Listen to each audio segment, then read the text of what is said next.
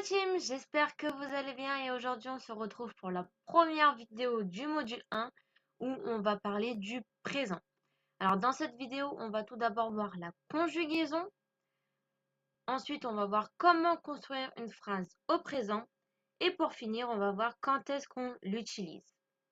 Alors, la première chose à savoir, c'est que donc en français, on parle au présent et l'alternative en anglais, c'est le simple present. Donc, en français, le présent, en anglais, le simple present. C'est la même chose. Alors, premièrement, la conjugaison. Donc, les verbes réguliers ont la même conjugaison pour tous les sujets, à l'exception de la troisième personne du singulier. Donc, je vous fais un petit récapitulatif des sujets. Donc, on a le sujet I, qui veut dire je. Le sujet you, qui veut dire tu et vous. Donc oui, en anglais, il n'y a pas de différence entre le tutoiement et le vouvoiement. D'accord? Donc qu'on parle à une personne de notre famille ou qu'on parle dans un milieu professionnel, il n'y a pas de différence entre le tutoiement et le vouvoiement. C'est pour cela que you, il existe seulement à la deuxième personne du singulier et non pas à la deuxième personne du pluriel. Voilà, parce qu'on l'utilise qu'une seule fois. Ensuite, donc on a he, qui veut dire il, she, qui veut dire elle, et it. Donc it, j'ai mis une croix. Pourquoi j'ai mis une croix? Parce qu'il n'y a pas de traduction en français pour it. D'accord? Donc on utilise it quand on parle d'un objet ou d'un animal. D'accord? En français, quand on parle soit d'un objet ou d'un animal, s'il est masculin, on va utiliser il, si c'est féminin, on va utiliser elle. Alors que en anglais, que ce soit féminin ou masculin, on dira it. On ne dira jamais i ou she pour parler d'un animal ou d'un objet. D'accord? Donc c'est pour ça que j'ai mis une croix en français parce qu'il n'y a pas de traduction pour it en français. Ensuite, donc on a we qui veut dire nous et they qui veut dire il. Donc voilà, donc ça c'est les sujets en anglais. Donc les verbes réguliers, donc au présent, ils ont la même conjugaison à tous les sujets, sauf les sujets que j'ai mis en rouge, donc les sujets à la troisième personne du singulier.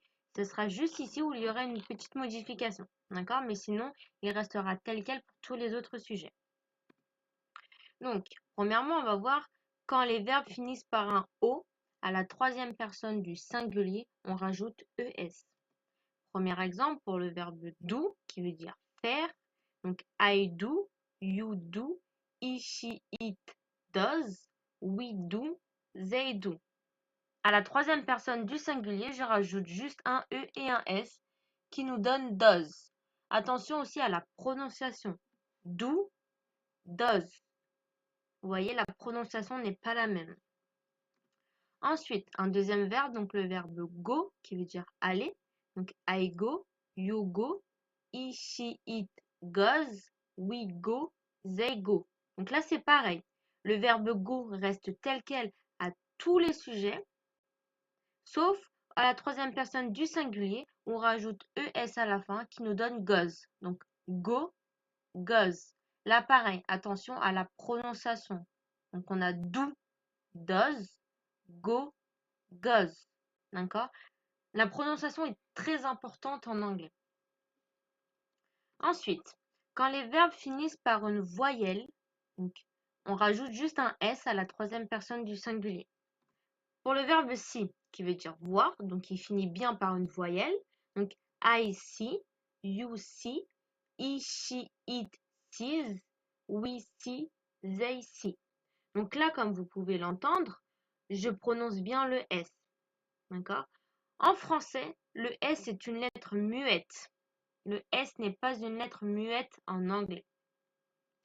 Donc, vous entendez bien la différence entre see, sees. Je prononce bien le S. Deuxième exemple, le verbe take, qui veut dire prendre. Donc, I take, you take, he, she, it takes, we take, they take. Donc là, pareil, vous avez bien entendu la différence entre take et takes. Et pour finir, le verbe give, qui veut dire donner.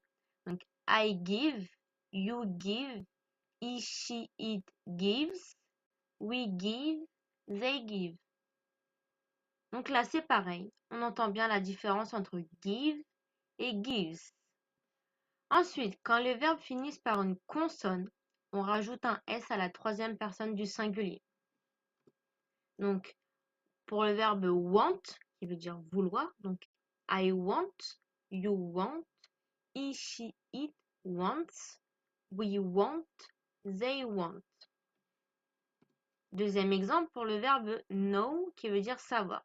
Alors, très important pour ce verbe-là, le K est une lettre muette.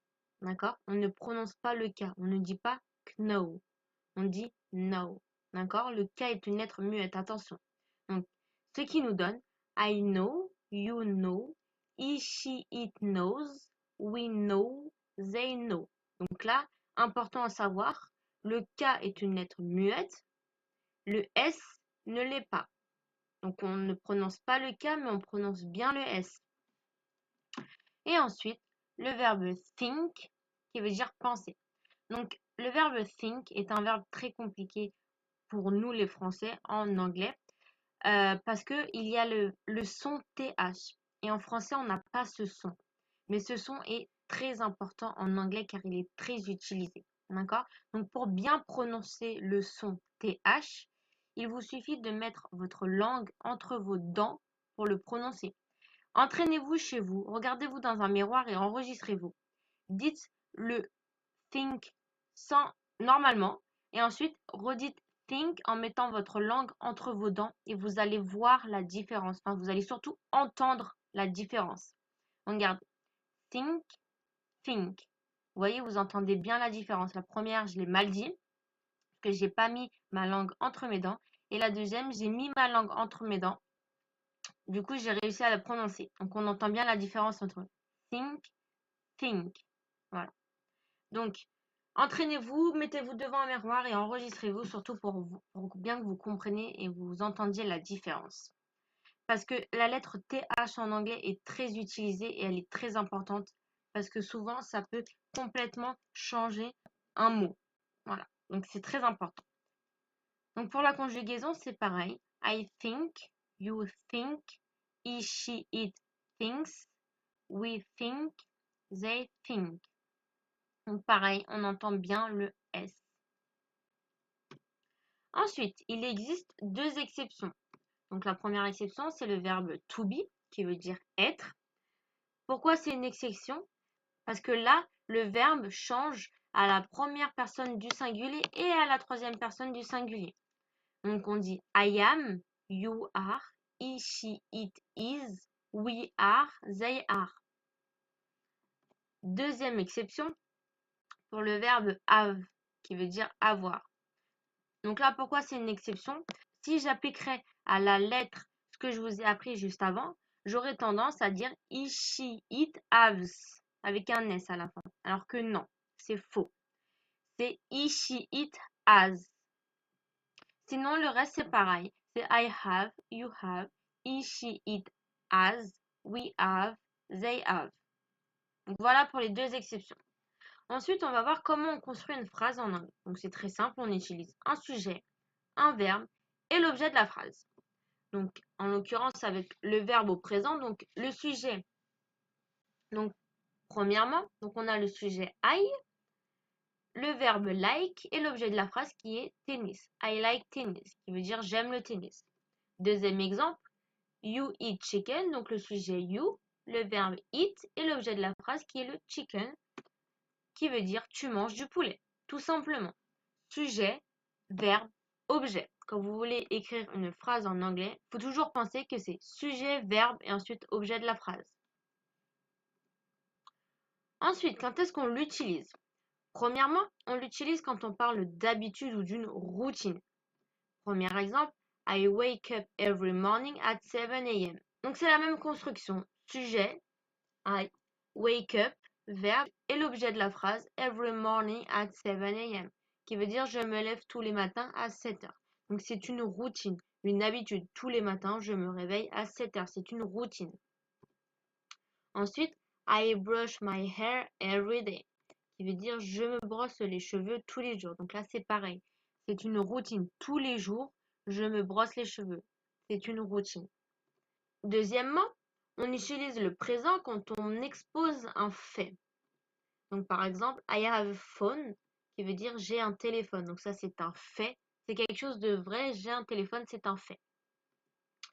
Deuxièmement, I live in Paris. Voilà. Je vis à Paris, c'est vrai, c'est un fait. Donc, j'utilise le présent.